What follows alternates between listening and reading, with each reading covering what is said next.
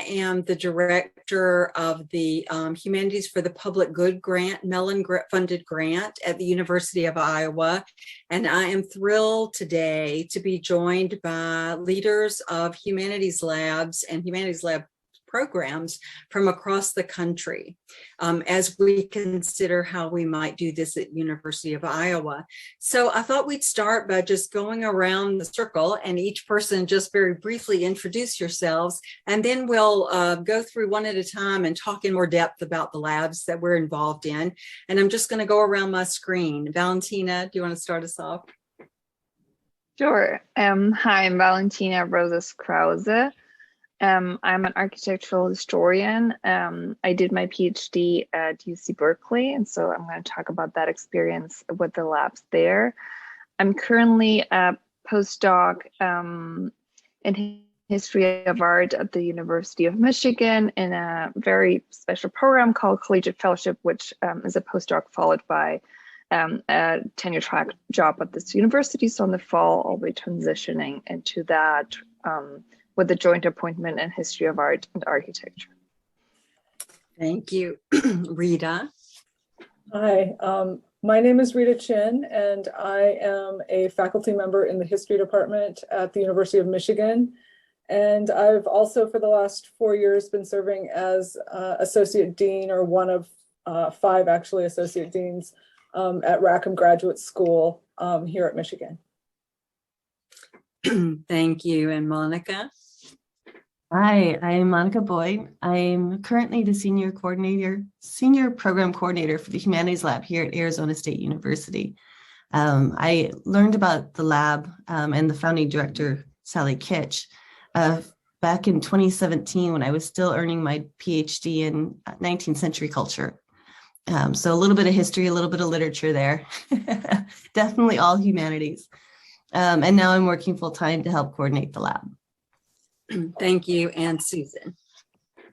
Hi, I'm Susan Moffett, and I'm the executive director of the Global Urban Humanities Initiative at UC Berkeley, and I'm the creative director of the associated program Future Histories Lab. And we have had a Mellon grant to create interdisciplinary and team taught courses starting in 2013. Thank you so much. And thank you all for making time for this. And Susan is going to start us off by telling us a bit about her program. We'll hear a little bit in depth about each person's work and then have a conversation. So Susan, I think you're going to take over the screen. Yep, so here we go. So I think you can see my screen. So I'm going to talk about both of our programs, the Global Urban Humanities Initiative, which started with Mellon funding in 2013 and continues to the present, and Future Histories Lab, which is kind of a sub-project that is taking our work in a more local and community engaged direction. And we got a new Mellon grant for that starting in 2020.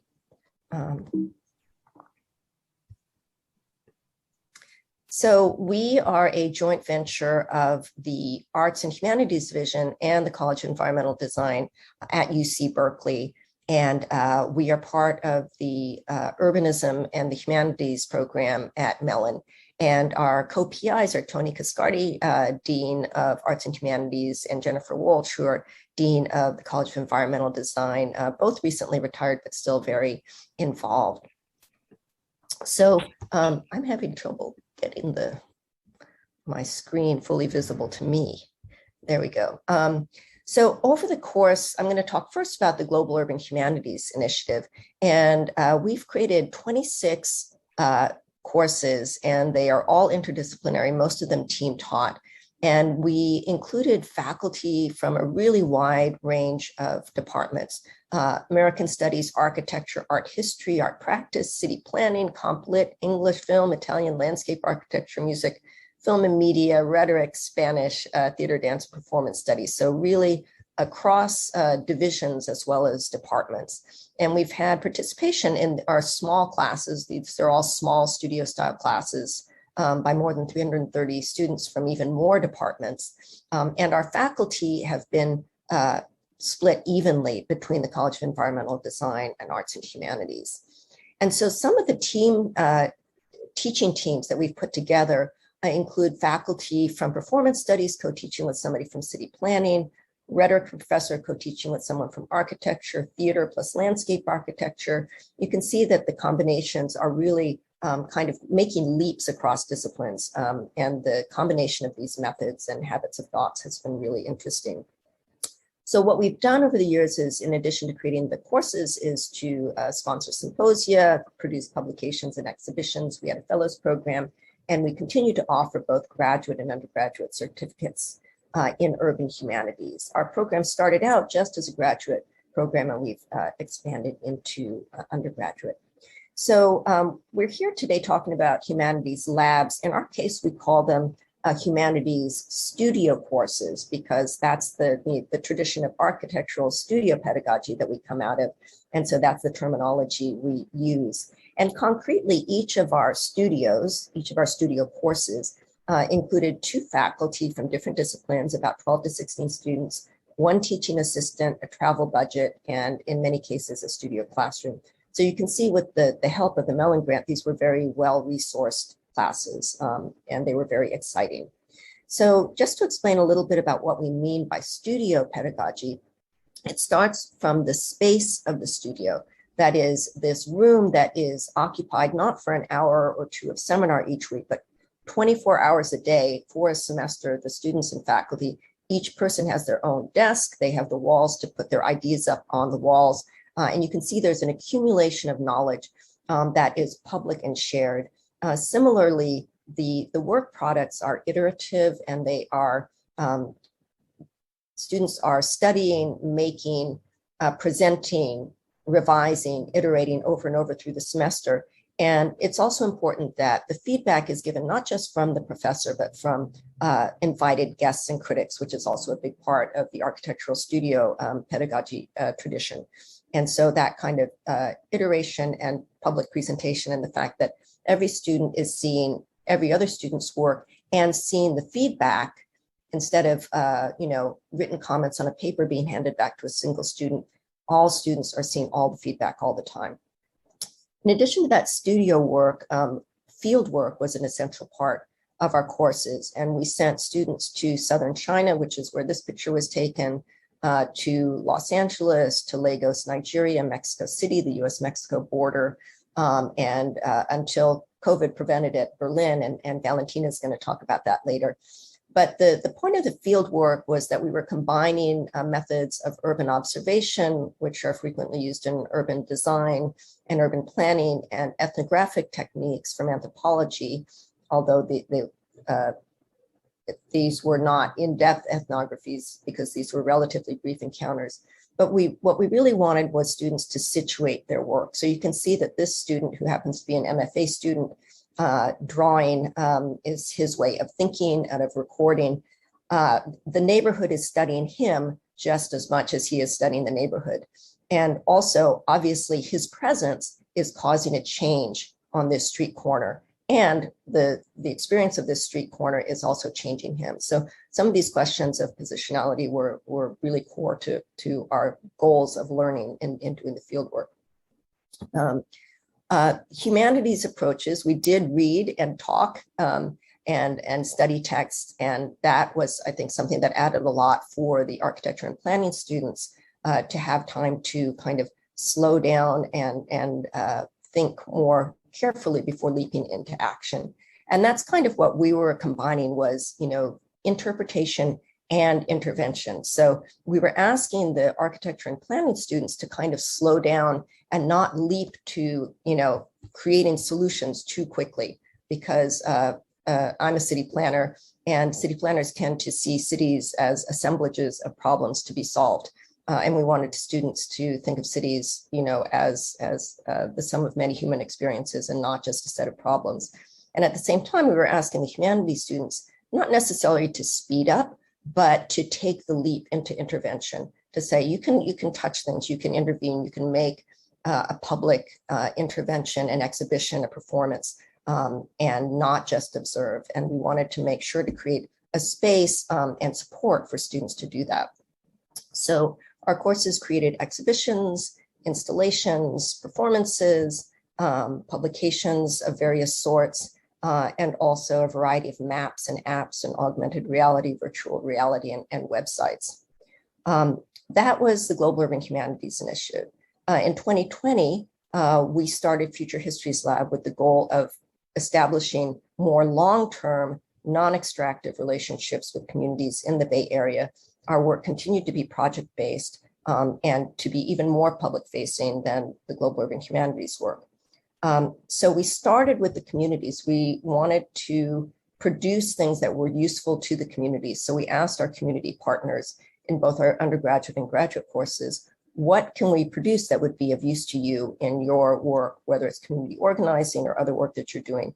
And so our courses created oral histories and reports and podcasts, audio tours, community archives, art installations, history websites, and augmented reality projects. And we were doing this in partnership with communities trying to meet their needs. So just a couple of examples.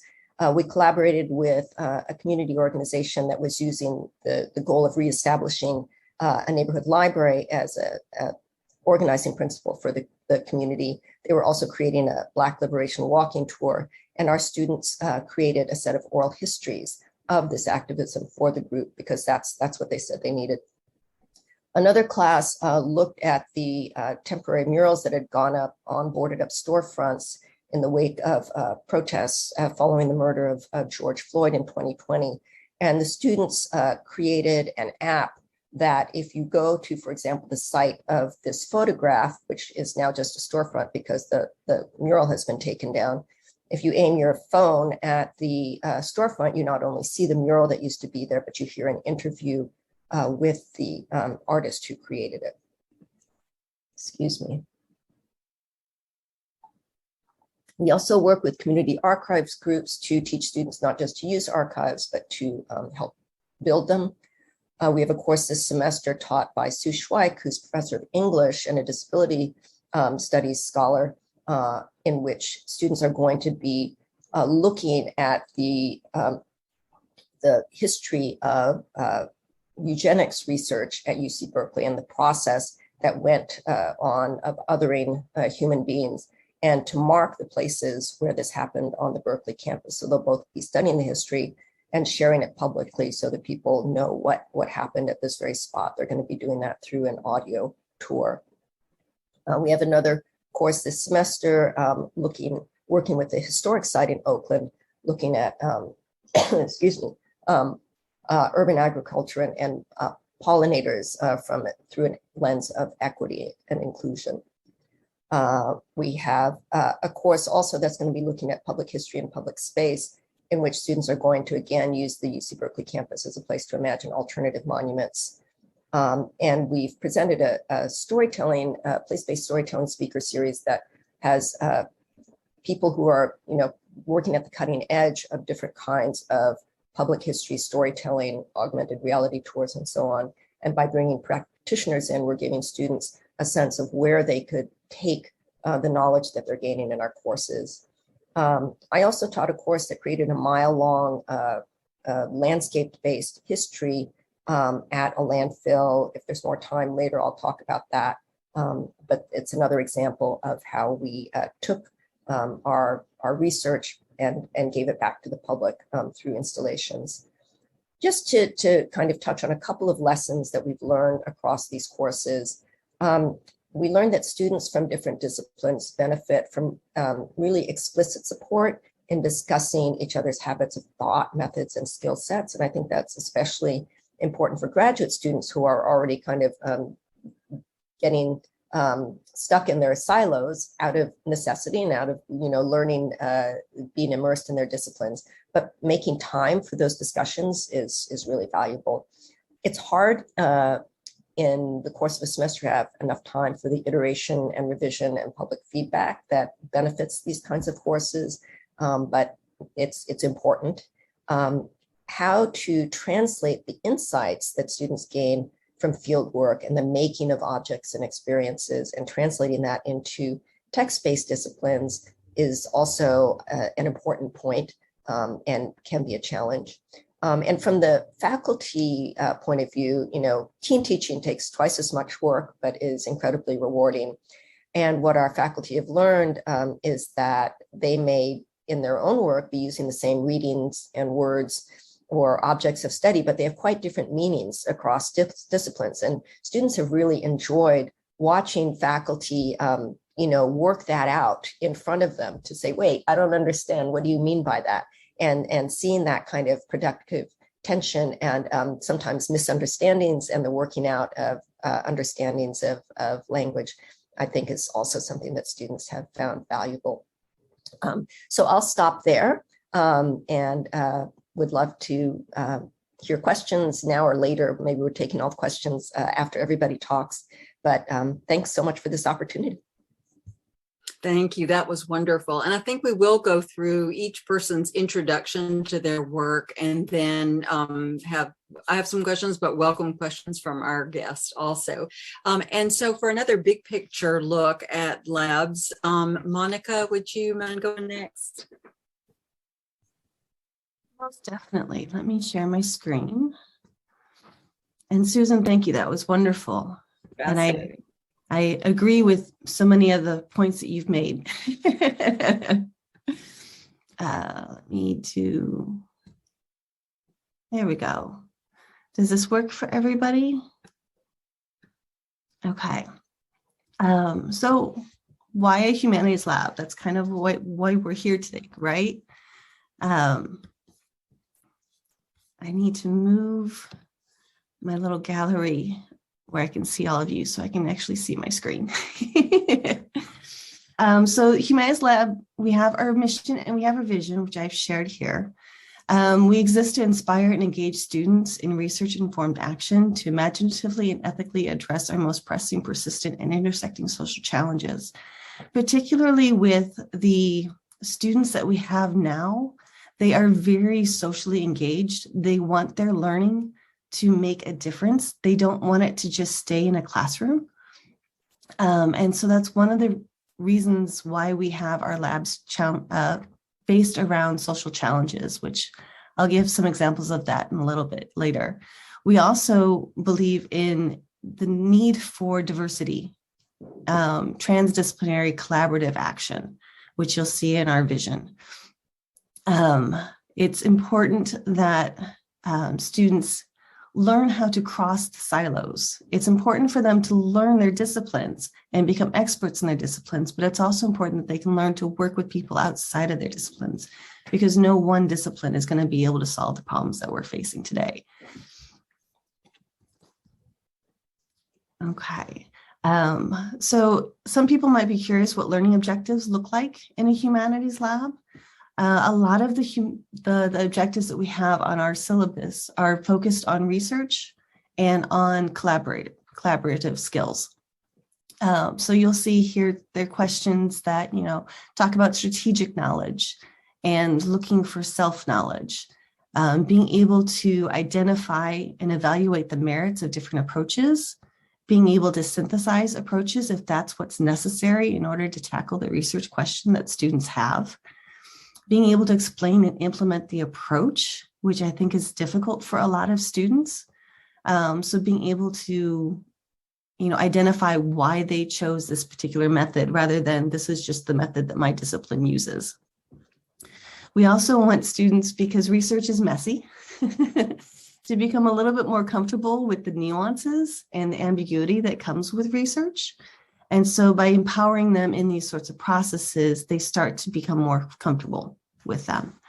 I have here one of our collaborative skills, modeling Liz Lerman's critical response feedback. I don't know if anybody here has heard of this process, but it's incredibly helpful. It was created for dance originally, and it has grown throughout the arts, and it's now spreading beyond the arts.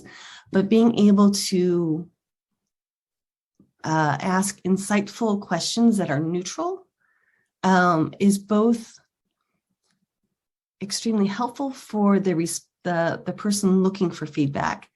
But learning how to ask those types of questions is a skill that's going to benefit students no matter what they go on to do. So some people might wonder, why,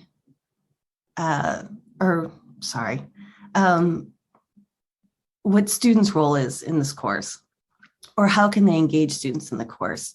And some of the things that people have done with the lab is that they have students bring in readings. So the faculty might assign readings for the first few weeks, and then from there, they assign students to take over. And the students are now in charge of bringing in the material that's going to be discussed in the course. Or they might lead activities. Occasionally, we'll have faculty who will, have a generic syllabus built out and different ideas, and then work with students to actually solidify what that's going to be. One of the things that's true for almost all labs is allowing for emergent student ideas. The students' projects, the outcomes that they come up with, the research they want to do is often stuff that faculty just can't even think of. And it's so amazing, and I'll get to that a little bit later. The other key thing for us is that faculty are mentors. They're not a sage on the stage. We once had a faculty member who they're like, well, I haven't done, I just started this research path. So, they didn't feel like they were the experts yet in it. And we said, that's okay, because you're just modeling the process for the students. You don't have to be that sage on the stage. So here are a few of the courses we offer. We've been offering about 6 a semester. What I wanted to give here was just a wide range of the types of labs that we offer. You'll see there's some here that relate to health. There's some here that relate to climate change and sustainability. And some are dealing with inclusion. All of these are cross-listed across many different units. So, for example, epidemic emergencies was cross-listed with HUL, which is our Humanities Lab course. ASB, and I'm trying to remember, I think that is anthropology, biology, English, history, justice studies, and religion. Aging in American culture was cross-listed with health, as well as art and justice studies. Language emergency is cross-listed with American Indian studies, English, and also with language studies, language and cultures. So you can see that there's a wide variety here. We're crossing as many silos as we can. And all of these are both undergraduate and graduate. So we have students in the class that are from freshmen through actually ABD seniors. I should say ABD doctoral students. And I think my next slide kind of touches a little bit more on that. Sorry, just linked somewhere. Okay. So general characteristics for the lab that you'll see. I'm trying to minimize. There we go. So one of the key things is that we don't cover topics. That's a frequent thing in a lot of courses, and we don't do that. Instead, we want to investigate questions. And so the faculty will come up with a list of questions they want to start out with. And then from there, students are going to pursue their own. Students in teams are going to pursue their own.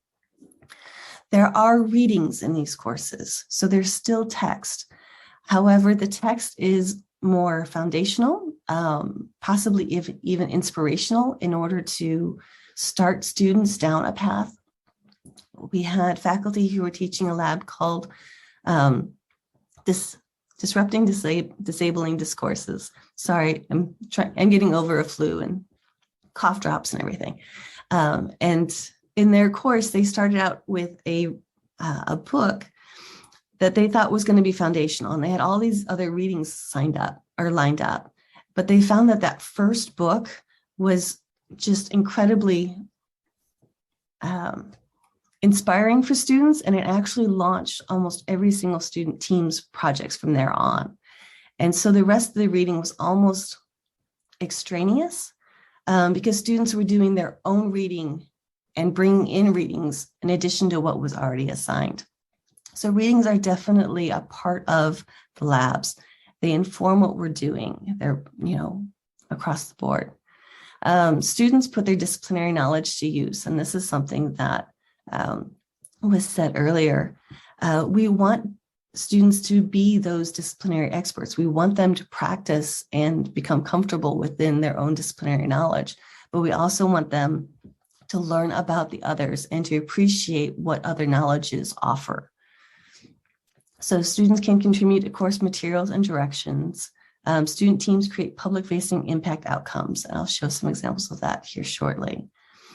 Grad students in the class often gain experience in mentorship because they're mentoring the undergrads on how to do processes, how to do the different research processes, or what is this type of theoretical approach that maybe undergrads haven't had as much experience with yet. They can take the lead on research projects, which is good for, if they are if they're a master's student applying for a doctoral program, if they want to apply for different postdocs or something like that, they can show that they've had this type of leadership experience before. And we have had labs where, the students have had to do IRB, or they've had to apply for a grant. And so these are more additional experiences that grad students get that they can also apply to their CVs.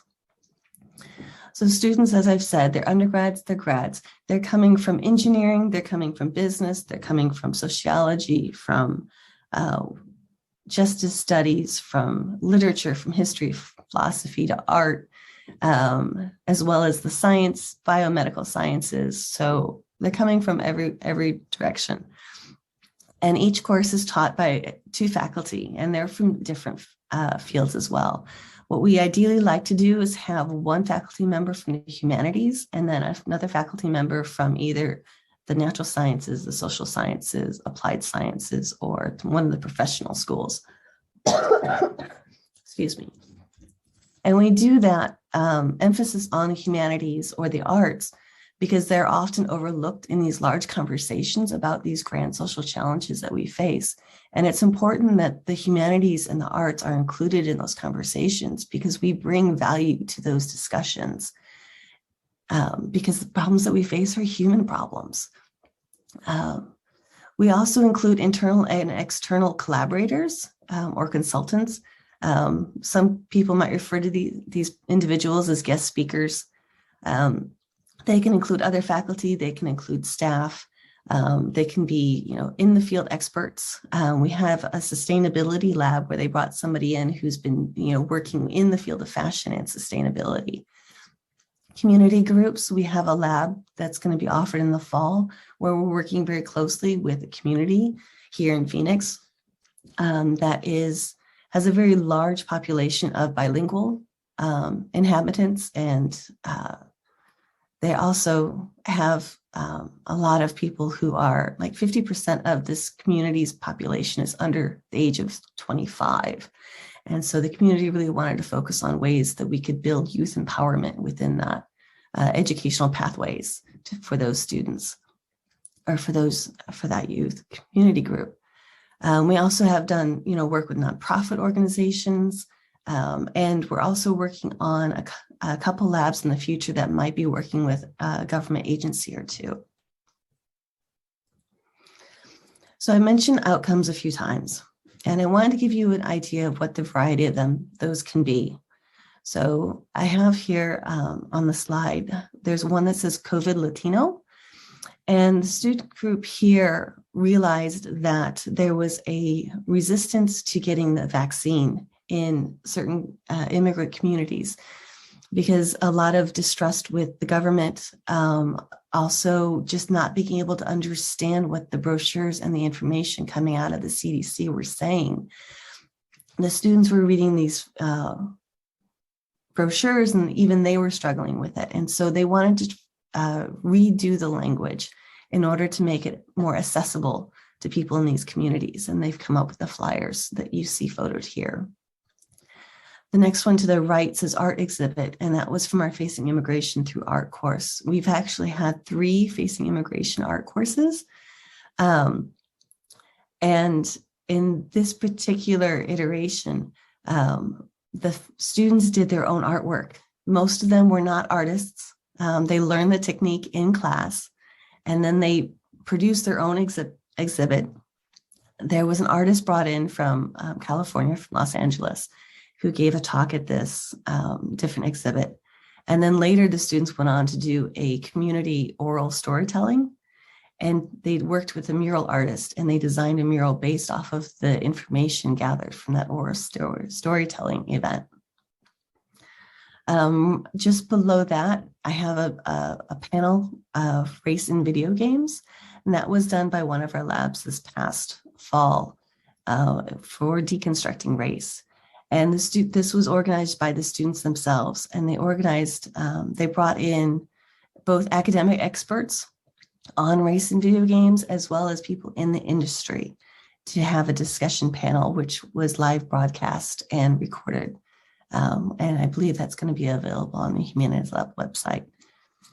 Here in the center, or the bottom center, I have an example called Accessibility Coalition. And this and the last one that I'll be talking about are from the Disrupting Disability Discourses lab that we offered.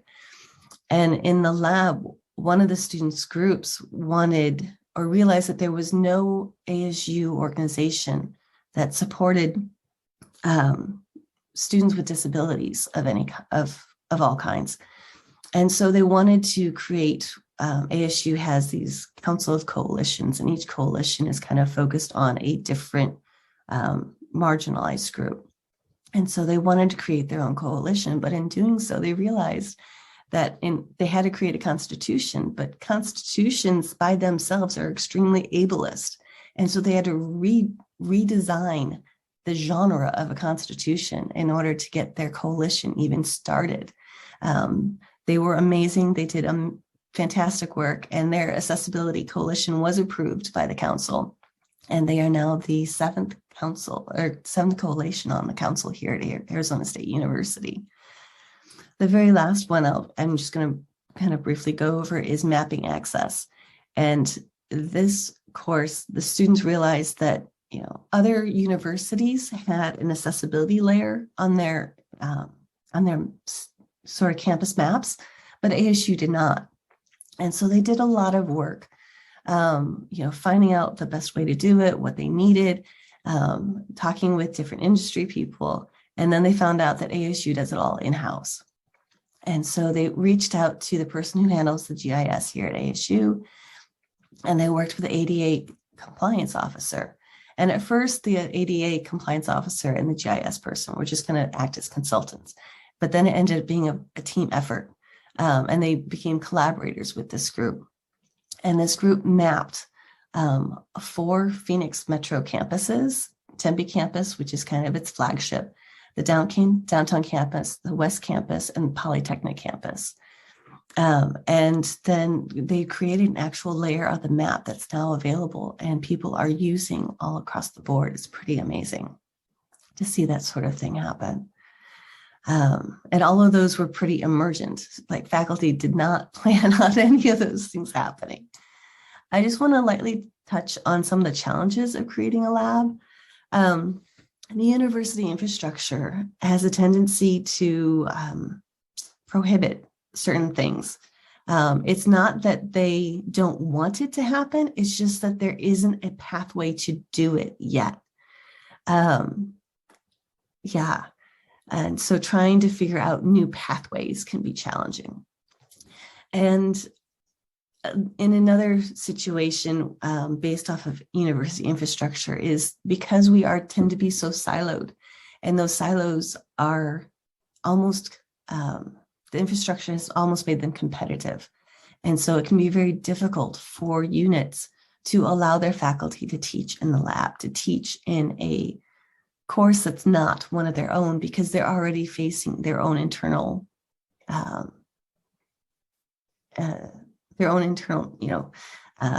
needs. They're short-staffed, or they have faculty who are gone on sabbatical and this and that, and they need their instructors to be able to teach their own courses. And so being able to allow them to teach in the lab can sometimes be difficult. And so the last one is just funding. Particularly Arizona State University, I'm sure many of your universities they embrace the idea of interdisciplinarity. They want the faculty to be doing interdisciplinarity, but that seems to be more limited to just the research and maybe the service, but not so much the pedagogy. And so trying to find a way that we can do that and we can fund that so that it's sustainable is kind of, one of our ongoing challenges, I would say. All right. And I'm going to stop share. There we go. And I hope I didn't go over too long. Thank you so much, Monica. I only wish I could fix you a cup of hot tea. I appreciate you're pushing through with what sounds like a hard cold. And to dig in a bit deeper to a single lab, Rita has kindly agreed to tell us about her course. Okay, so let me see if I can figure out how to share my screen. Okay, sorry.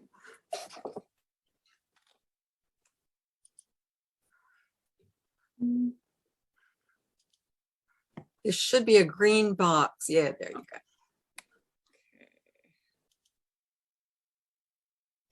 All right. So I guess my presentation is different in a couple of ways. One is that it's focused on a disciplinarily specific lab that is a history lab. And also I presented on these lab courses that we have done at Michigan from a conceptual perspective a few times. And so I thought that I would actually do something a little different today, which is to describe the history lab that I taught from a kind of nuts and bolts perspective. And that's also quite different from what Susan and Monica have done. So my co-instructor, Jeff Weidlinger, and I developed this lab course in partnership with the U.S. Holocaust Memorial Museum. And the primary task of this course was to create content for the museum's Experiencing History digital teaching tool. Okay. So here you can see some examples of what the website looks like. It's organized according to themes. For instance, the Jewish perspective on the Holocaust, or Jewish perspectives on the Holocaust, or Americans and the Holocaust, or everyday life, and kind of the experiences of everyday people. So, and then more specific collections are embedded under each of those themes. For instance, under the theme of Americans in the Holocaust, there are collections on American college students and the Nazi threat, displaced persons and post-war America, and Nazi ideals and American society. And each of these themes or collections was created by our history labs. So we divided students into teams, and each team had roughly 3 or 4 students, and each team developed one of the collection topics that was provided by the museum. So as a first step, we spent the first 2 weeks of the semester discussing common readings to help students acquire a kind of baseline understanding of the core issues and debates in Holocaust scholarship, as well as the specific topics of the collection. So, American society at the time of the 1930s, or, displaced persons and that scholarship. And in some ways, this work, these first 2 weeks were most like a traditional graduate seminar. The difference was that most of our students were not specialists in Holocaust history. So the readings were chosen to give them a general overview, as well as a kind of primer on the specific issues in play for their collection topic. We asked that every student do all of the initial readings for both topics because we wanted classroom discussion to include everyone, not just students whose collection was being discussed at any given moment during class time. So our next step involved each team refining and clarifying its collection topic. For instance, the original topic that had been provided by the museum for what became American college students and the Nazi threat was American student responses to Nazism. So that's what the museum had originally given us, that is American student responses to Nazism. And members of that team had to decide how to define terms. What kind of students? College students, other kinds of students, high school students, what kinds of institutions? Would the responses be in support of Nazism or fighting against Nazism? Would they include the pre-war period? Would they include a period before the rise of Hitler, which would sort of signal a kind of more capacious understanding of Nazism to include fascism? Or would it only focus on the Third Reich, right? All of these kind of definitional questions were necessary for the students to kind of define first principles. And those that definition process took place at the team level in meetings that took place outside of class, but then also with the class as a whole and with museum partners during class time. So you can see here, we were often in a hybrid classroom where all of us pre-COVID were together. We each had our laptops open and we were talking with museum partners who were on the screen. So teams also had to present their collection proposal to the museum's stakeholders.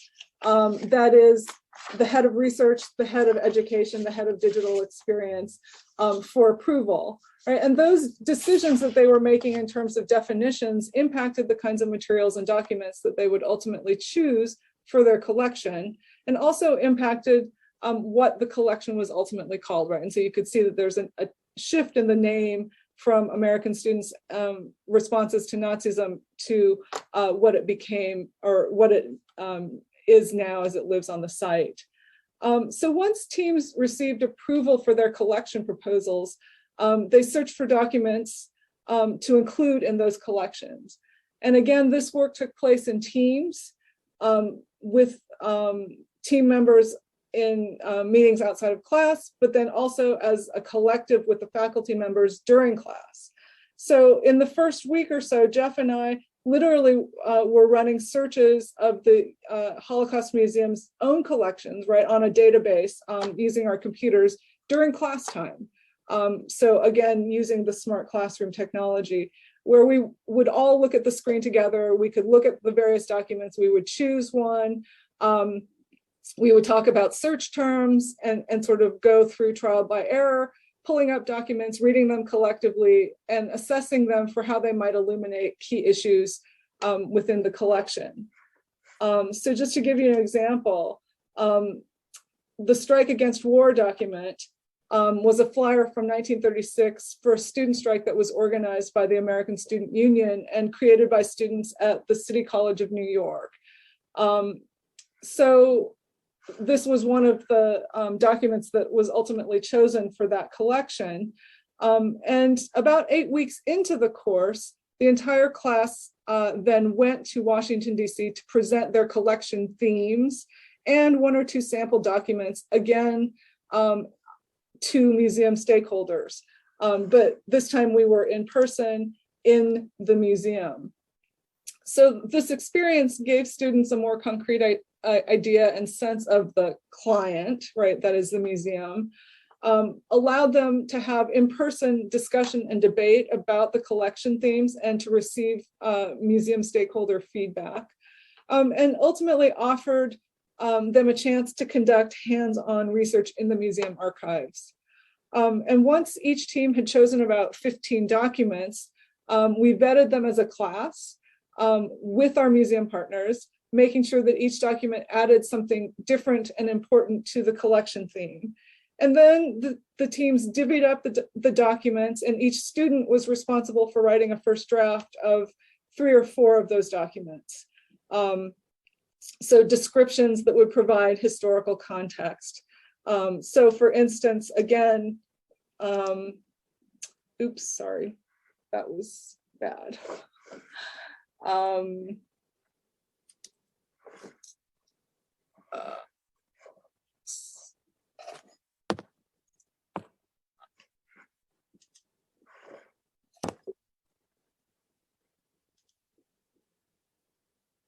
So again, in this strike against the war,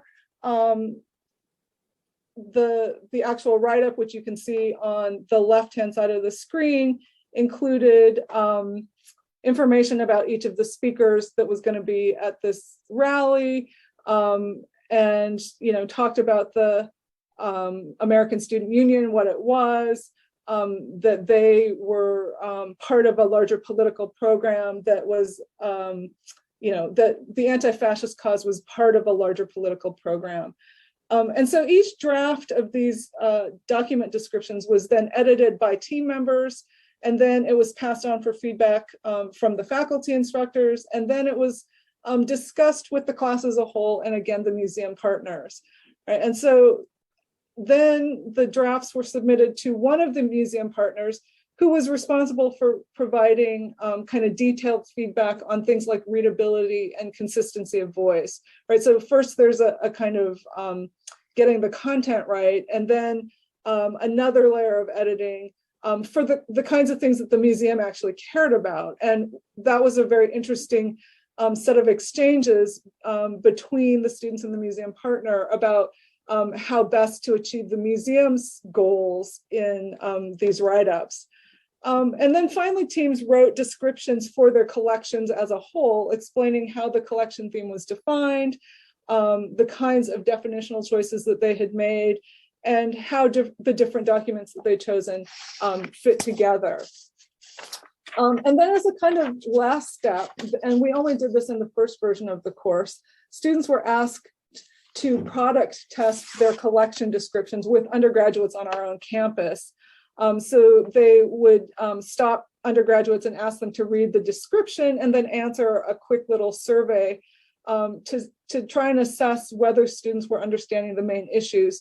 And the goal was to see how effective the collection descriptions were for their target audience.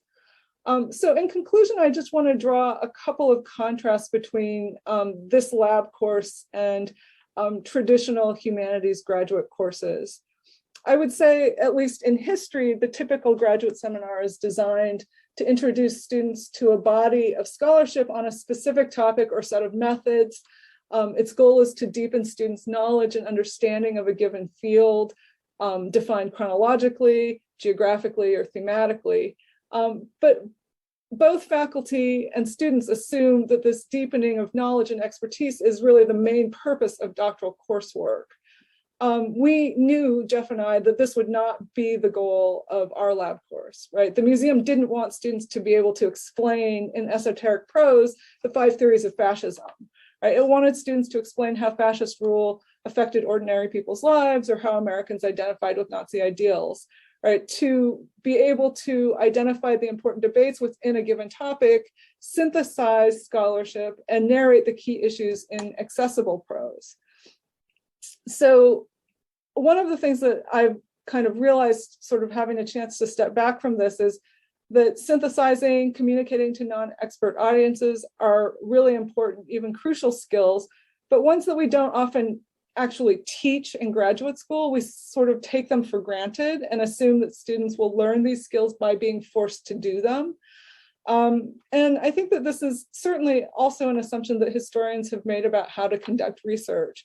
We've often expected students to pick up these skills once they go off to the archives.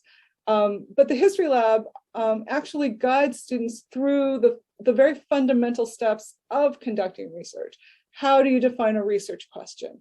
How do you search for sources? How do you evaluate their usefulness in relation to a research question? So I think I'll stop there and can flesh out some of these issues in Q&A. Thanks. Thank you so much, Rita. And we're very fortunate to also have Valentina with us, who's both been a graduate student in one of the Berkeley labs and is now herself at the University of Michigan as a postdoc and future faculty member designing her own courses. So we'll wind up with Valentina's presentation and then still have some time for you all to ask questions. We have some questions for each other, and I'll turn things over to you, Valentina. Thank you, Teresa. I'll share my screen. Is it working okay? Okay. So hearing all these fascinating presentations, I come to realize that my role is perhaps to be the lab rat in this conversation. I went through almost every iteration of what the Berkeley Global Urban Humanities initiative was. I was a GSI, graduate student instructor. I was a researcher. I organized a symposium. I was a fellow of the first cohort of fellows with a great writing fellowship. So anyway, now I'm not at Berkeley anymore, but at the University of Michigan. And also I've come to realize that here I've ended up being in a lot of situations of collaborative teaching. So I'm happy to talk more about that. So what I'll present briefly is the course that I co-designed with Andy Shanken and Lauren Kreutz. Andy is a professor in architecture. Lauren is a professor in history of art at Berkeley, and which was this Berlin, the Guilt Environment. You can see the details here, and similar to Rita, I think I'll just go into detail a bit about how we did it, what we did, which might help others, you know, in their future endeavors and courses like this. So again, this is part of the model that Susan was explaining. In order to get the funding and this course approved, we applied, there was an open call for courses, I remember, and we applied with this idea, and then like sometime after finally developed it and were able to teach it. The problem is that we taught it in the spring of 2020, and we all know what happened there, which was also my last semester as a PhD student at Berkeley. So one of the things that I think shaped the course initially is that we had an application for what we call the research studio in Berkeley, not a lab, in which students who were interested, you know, responded to a couple of questions. They're here in detail, but why are you interested in this course? Why do you want to learn from others, from colleagues in different disciplines, and then sort of what do you bring to this mix? So what are your skills? I think we asked them about their superpowers. We had a student who was really into astrology and read everyone's signs. It was sort of seeing which one combined well with, you know, all of them had, of course, academic skills, but also other human skills that made the group sort of coalesce and have a dynamic that was quite interesting.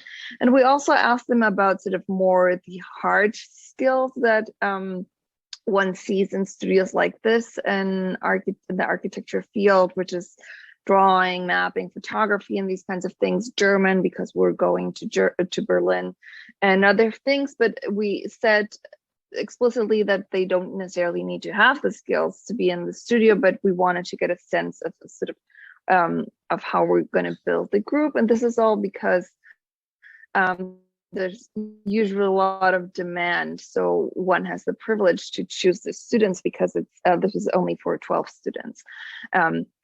Then this is quite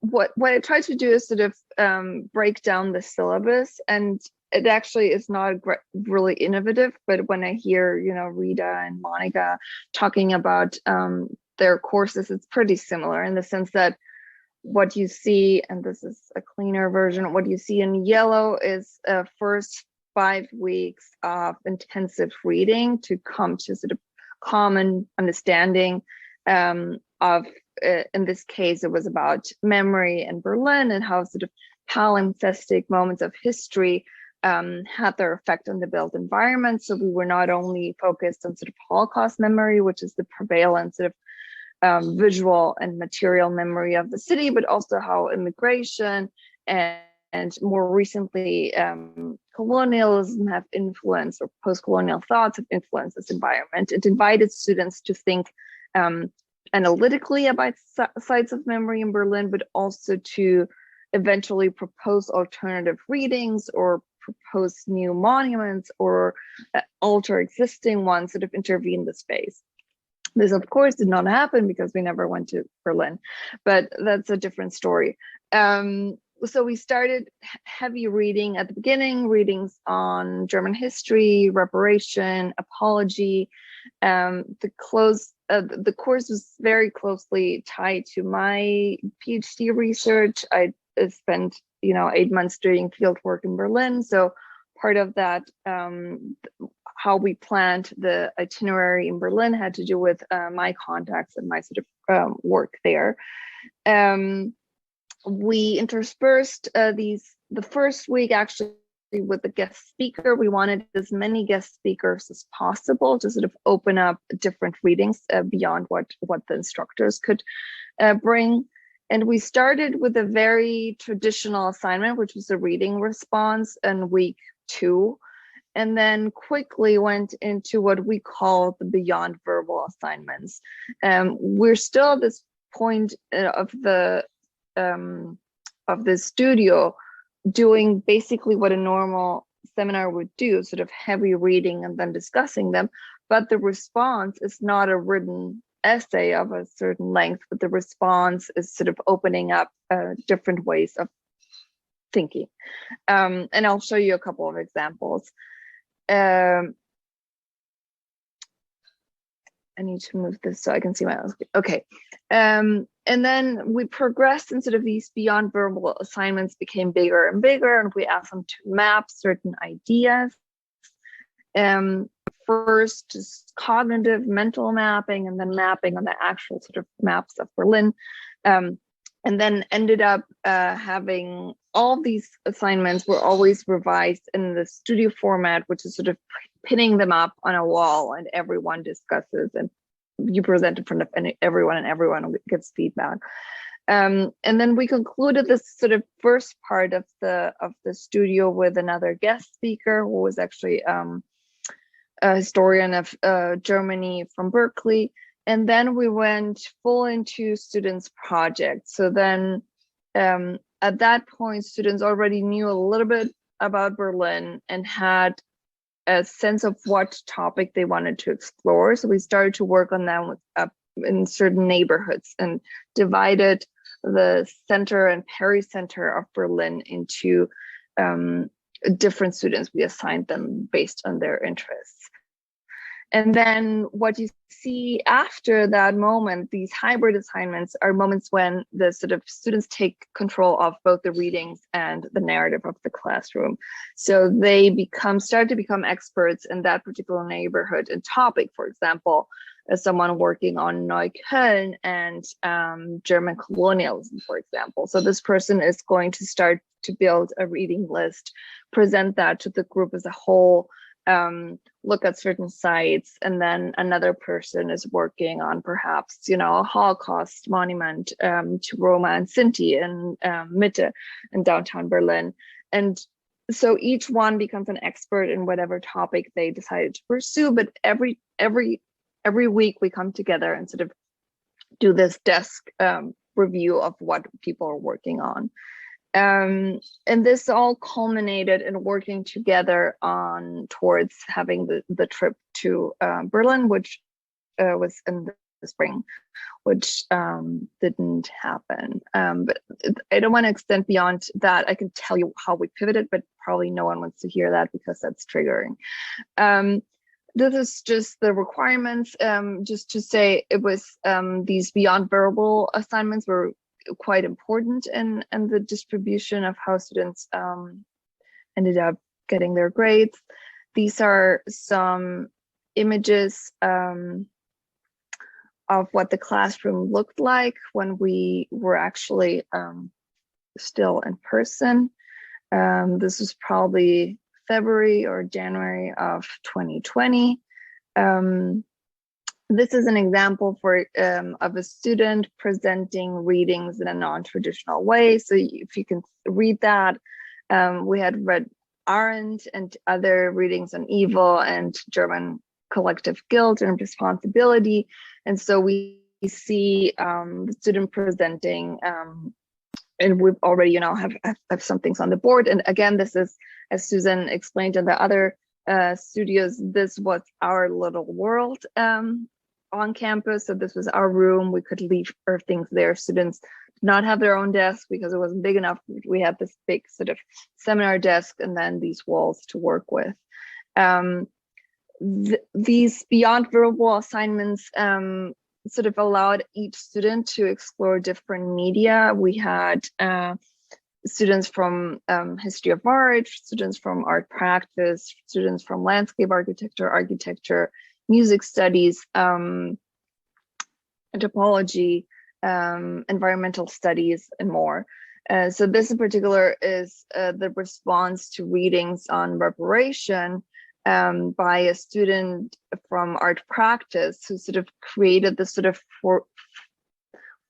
formula or form, I would say, to apply for reparation, which is sort of like almost like a poetic way of imagining the bureaucratic aspects of something as deep and personal as reparations. We also tried as much as possible to get outside of the classroom. This is a week in which we went to the mapping library at Berkeley and looked at different maps of Berlin that we had curated. Also because we had the idea of the end product being a sort of almost humorous but serious guide of the built environment and memory in Berlin, sort of playing on the idea that there's so many guides that exploit the sort of dark tourism of Berlin, but at the same time using that model as a way to explore the city. This is one of the beyond verbal assignments. Students were already now had picked a place. This is someone who was working on Prenzlauer Berg, and they were working on some sort of neighborhood organizations that expressed, concerns after the end of after the Wende, and they were actually exploring what sort of the cultural aspects of the fall of the Berlin Wall in Berlin, what it meant in terms of the housing market, for example, but also what it meant to, for example, have foreign fruits like bananas for the very first time. So the student brought in bananas with little messages inside of how life had changed for those who were living in East Berlin. Some other of these beyond verbal assignments were some students started to work on collage, and this was very generative. I'll show you what this turned into at the end, but this is sort of pop-up collage of imagining this palimpsest of different Berlin sites. I won't really talk about the itinerary in Berlin, but just to finish, I wanted to show you some examples of the final projects that students developed. This is the group of students who were working on collages, and they ended up doing this beautiful booklet, I would say, that combines these collages with certain, with a very well-written text, actually, that they work throughout the whole semester. So for example, here they're exploring the tensions between rural and urban and sort of the Nazi ideologies that you can see sort of the collage having some housing and as well as the plans for Germania, the capital of the Nazis. So another student was working more critically on Syrian refugees, and was actually sort of analyzing the collection of the Pergamon Museum through that lens, and ended up, this is not, I mean, it doesn't do her justice, but she ended up doing a sort of website model in which you could find alternative histories of some of the sites that are in the Pergamon Museum, but from the viewpoint of Syrian immigrants to Berlin. So what does it mean, for example, to see these altars displayed, etc. Another student ended up making a dollhouse and presented it in a video that I couldn't, it's too long to show you now and it's very complicated, but this is at a stage of the work where she was trying to explain why she needed to make a dollhouse to understand occupied housing. at the turn of also the sort of the beginning of the 90s. She actually built that later. And then other students actually struggled, I would say, a little bit with the open sort of possibilities of the format. This is one student who was working on the zoo, and explored first doing a sort of guided tour of the zoo. She was interested in colonial, sort of a post-colonial reading of Berlin. So she wanted to first do a sort of post-colonial guided tour for the zoo. Then that evolved into a syllabus that she potentially wanted to work on and teach. And then finally, and I don't have the images, she ended up doing these postcards that were actually quite interesting, of someone in the past writing to someone in the future about certain colonial aspects of the city. But this all ended very abruptly. This is our classroom emptied in the middle of COVID, and then we switched into Zoom. And again, I can talk about that, but not necessarily. That's it. Thank you. Thank you all so much for those really rich presentations that I learned incredible, so many things from, and also have so many questions about, and I assume you have questions for each other. And just to get us started, and people who are listening, feel free to drop questions in chat, and I'll try to keep track as we're talking. But you know, I talked with you all a little bit about in our planning that one of the great anxieties I think a lot of faculty members have is moving to a course on a lab model. They're already worried, my students aren't reading enough in the area I'm teaching.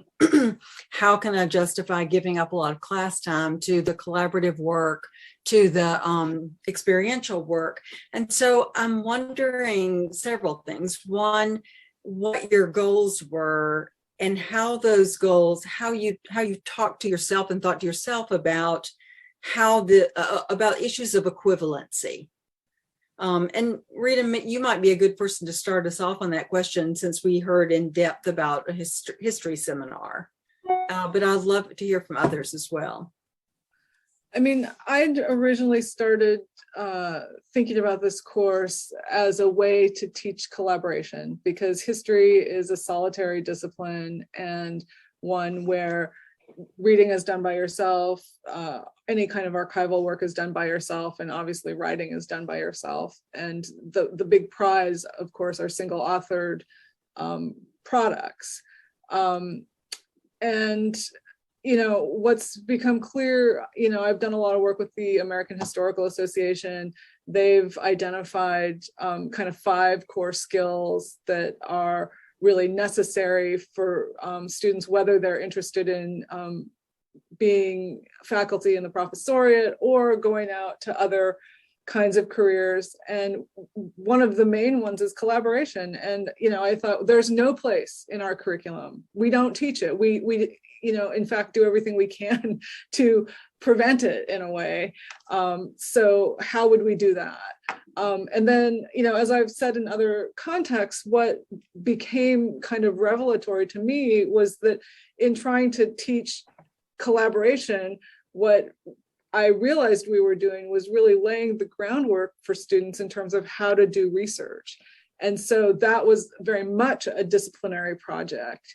And, you know, just, you know, being in the classroom, having, you know, a lot of people have talked about the ways in which the relationship between faculty and students get altered in these studio or lab spaces, right? That everybody is kind of seen as a collaborator. I mean, it's also very interesting, some of our conversations with the museum partners, where, you know, Jeff and I as faculty had one idea about how one would write, you know, a document description, and they would kind of come in and say, no, actually, that's not what we're looking for, right? And so it was very interesting for students to see that process play out. So I think both in terms of, you know, things like defining a research question, right? And sort of thinking about that as first principles, how you make decisions about what you're going to include. A lot of students haven't really thought about that, and we haven't given them the tools to think in those terms. And this class really enabled that. And I'll just say, as a last comment, that a few years ago, we'd had a department retreat and we're dealing with some current student survey data. And one of the things that students had repeatedly said was, we really wish that faculty would take us to the archives and show us how to do research. And at that point, yeah, this was probably about 7 or 8 years ago, faculty were just like, oh, that's ridiculous. Students, they just need to go off to the archives, they'll figure it out. That's what we all had to do, and that's how we're gonna continue to train our students. And this experience really made me think, actually we need to be doing better. We actually have the ability to walk them through this process, and there's no reason not to, and it will in fact make our students stronger in the discipline. That's really Absolutely. interesting. Did you want to add to that, Monica? I was just going to say, I absolutely agree with that. I think particularly in the humanities, we spend so much time on the theoretical approaches, and we don't spend enough time with the actual process of method and how to do that. And I think we can only make our students stronger if we actually work with students on that level. Yeah, I absolutely agree with everything Rita was saying. We do have a question in chat that I wanted to pick up on from Jennifer Gunn. And she asked, as the co-organizers and teachers are getting ready for a lab, who's helping build relationships with community partners in the cases where there is a community partner? And how long did that take? How did that preparation affect the planning of the class? How active was the community partner in that planning? I don't know who could start us off on that. I can start, but I know that there are others who have a lot more that they could add. Go ahead. With the Humanities Lab, I would say that we start working with partners either at the beginning of the syllabus planning or even before that. We had a course called Rethinking Addiction, and the faculty were trying to find partners even before they started on the syllabus. And then they worked, once they had a partner, they were able to shape the syllabus based off of what the community partner needed. And then the community partner actually would come in and attend some of the class sessions and work with students, which was really great.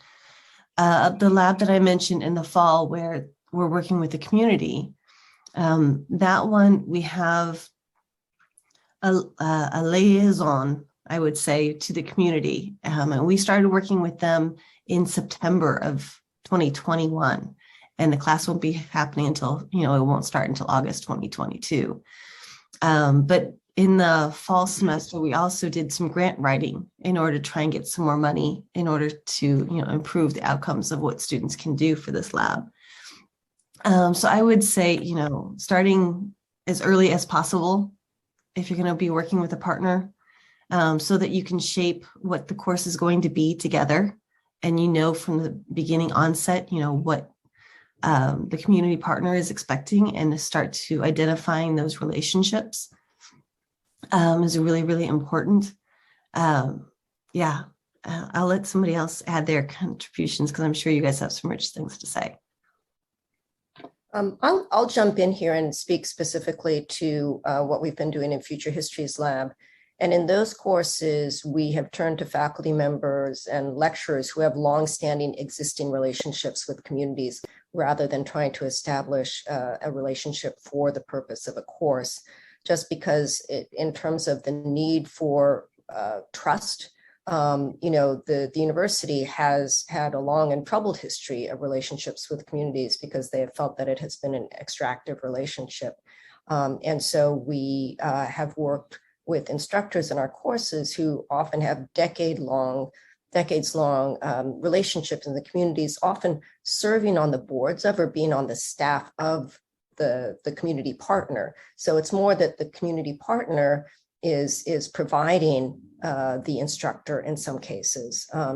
And that is what has worked best for us, because even when there are those longstanding relationships, especially with smaller community organizations, it really can be a burden on the partner to take their staff time or volunteer time to work with the class, and then what do they get out of it?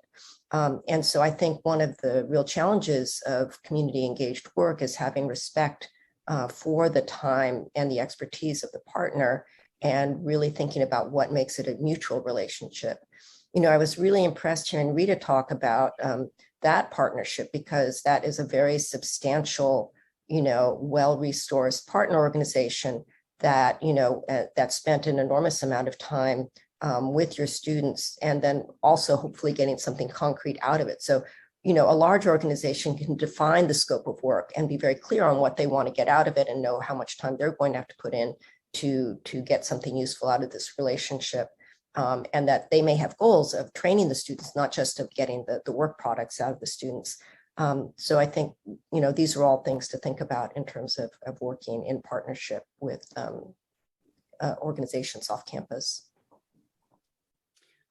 We have a question about IRBs, but before we go to that grim topic, I had one other question I wanted to talk about, and that is one of the things that really struck me in all of your descriptions was the emphasis on not only project-based learning, but problem-based learning. And of course, for most of us in the humanities departments, we've tended to come through in courses, teaching courses or taking courses that are very period-based, even now. Hires are often made as, you know, someone to represent or cover, as we say, a period. And so I'm wondering how you negotiate with colleagues who are concerned about periodization as a fundamental structure for graduate education, and what case you make for problem-based learning.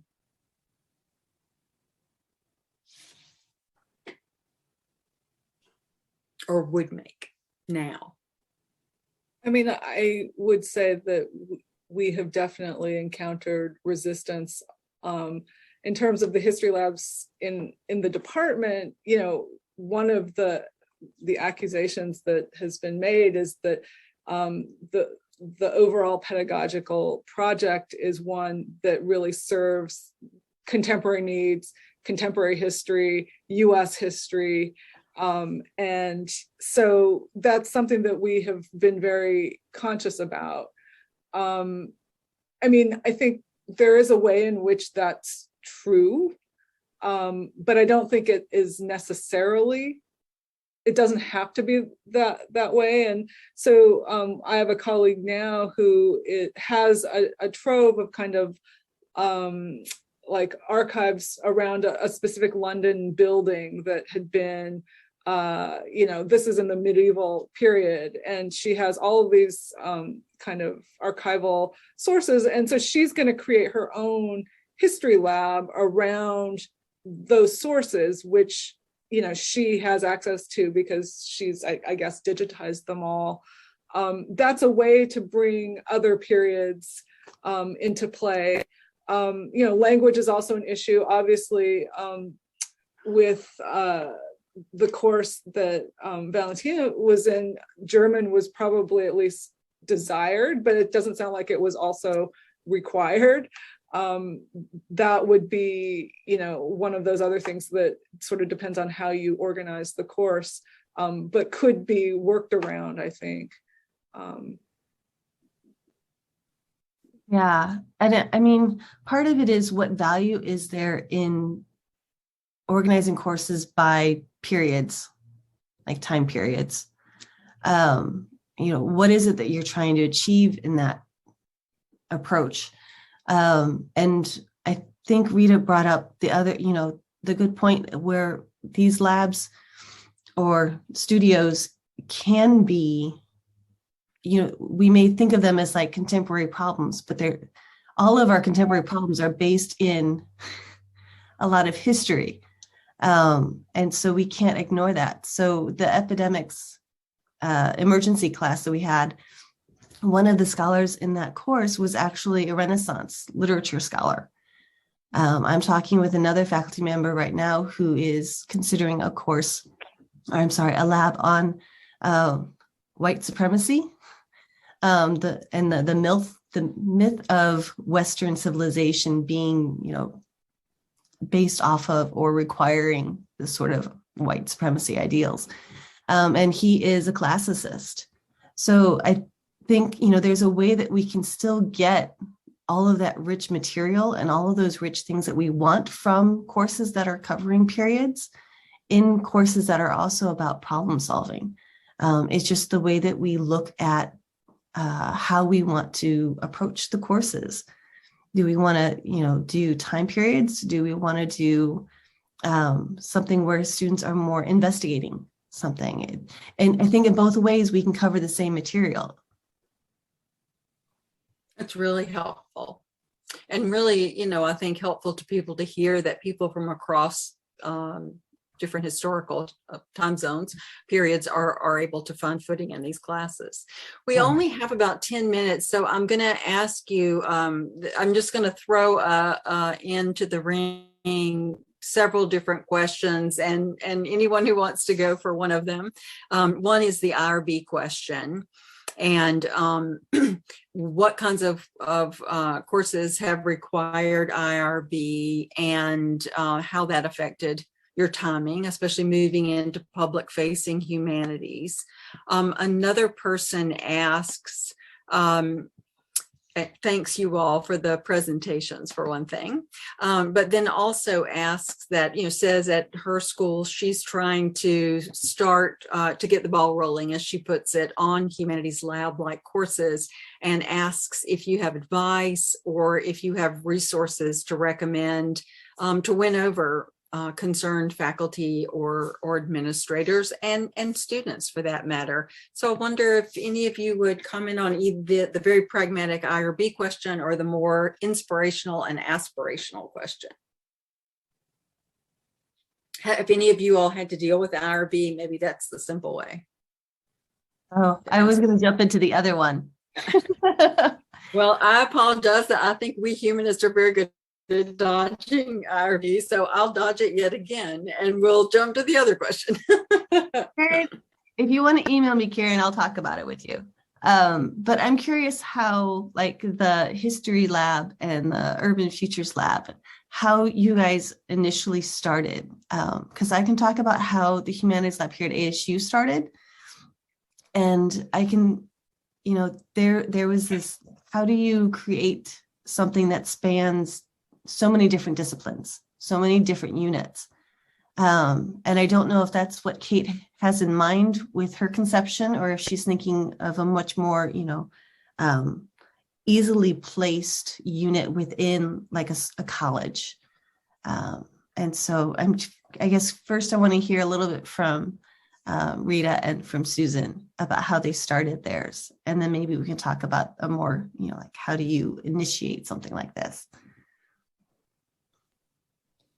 Well, we started our project with the granting of the Mellon Grant and had leadership at the decanal level. So our project was led by the deans of the College of Environmental Design and Arts and Humanities, who put out calls for proposals for courses. And so that was the start. Even with that level of leadership and support, the university bureaucracy can make things very difficult.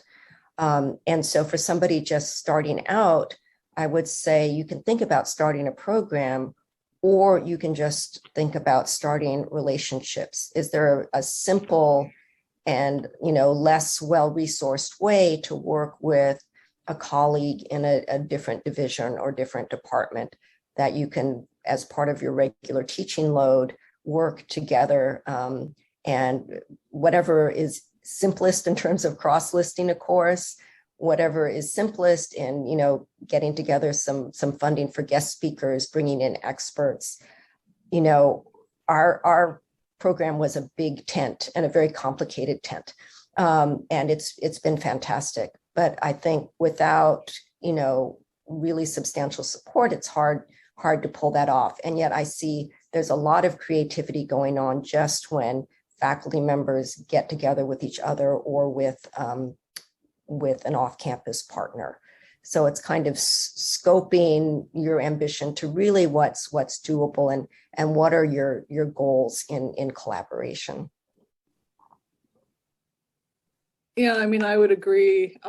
So we did not have the kind of dean level interest when I started. I was the director of graduate studies in history, and really for me, a lot of this work came out of the kind of thinking about the job market issues, thinking about how to train our students in a more capacious way that would allow them to have flexibility in the kinds of careers that they pursued.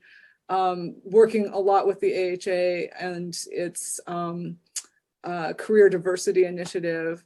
That's what led me to want to create a course that would teach on collaboration. But what I would say is that starting small, and so, that was a course that I was interested in teaching. I pulled in Jeff. Jeff's the one who had the connection with the Holocaust Museum. And really at the beginning of that, they were a little suspicious of me. Jeff is a Holocaust historian. I'm a post-war German historian. So like my kind of research expertise is not really, even though it feels a little bit like splitting hairs, was not really in their bailiwick. And that trust was built over time. I think it mattered a lot to them that we were giving students credit for this and that it was going to substitute as a requirement. So it wasn't going to be required, but it would count for a requirement. They liked that a lot. And as you noted, Susan, they spent a lot of time with us. I mean, they didn't meet with us every week of the 15-week semester, but I'd say that the core museum team probably met with us at least 5 times. And then there was the visit, and there was a lot of planning on their part for the visit. They also paid for the entire visit. And that was, I think, because they felt like under normal circumstances, they had been looking for content providers. They would normally pay someone to do that work, right? And so they were getting all of that work. So ultimately 4 collections worth through these 2 iterations of the course that we taught. But what I was going to say is that you can start small. And then it was really through that work that I was doing in the history department with really one other faculty colleague that, got the attention of the Rackham Dean, that meant that I was able to move into a position in the graduate school, which means that like now I can start thinking about, is it possible to create a more like a bigger tent interdisciplinary program that would be problem solving based and include not just the humanities, but have the humanities be a part of a larger set of interdisciplinary type courses or projects. So I think that there are multiple ways that one could approach it. Probably most institutions are not like Berkeley doing these things at a big scale. And so the more practical way is to start small, but it is possible to move up from there. Yeah, with the Humanities Lab at ASU, we actually started with the provost. The provost is the one who granted us, granted us acceptance into being. But we didn't really have a home yet. And so it was just the founding director, Dr. Sally Kitch at the time, and myself half-time as a staff person, trying to build, curriculum and things like that. So there were a lot of lessons learned. But it was, we did have the provost approval. We still had the provost's support, which is, wonderful that we have that level. But there's still a lot of negotiations and, working with all the different units and figuring out how to, do the cross listings. And we worked with advisors in different units in order to help spread the word and get their insight on what we needed to do to grow the lab. We also, worked on different ways that we can get the labs to count for students in different ways, being at capstones or general studies requirements, things like that. So it's a lot of, just reaching out and making connections with other people and seeing ways that you can, grow what you're trying to start. We're right at the end of our time, but I would love to just close out with a few words from you, Valentina. Thinking back to your student experience, was it worth it?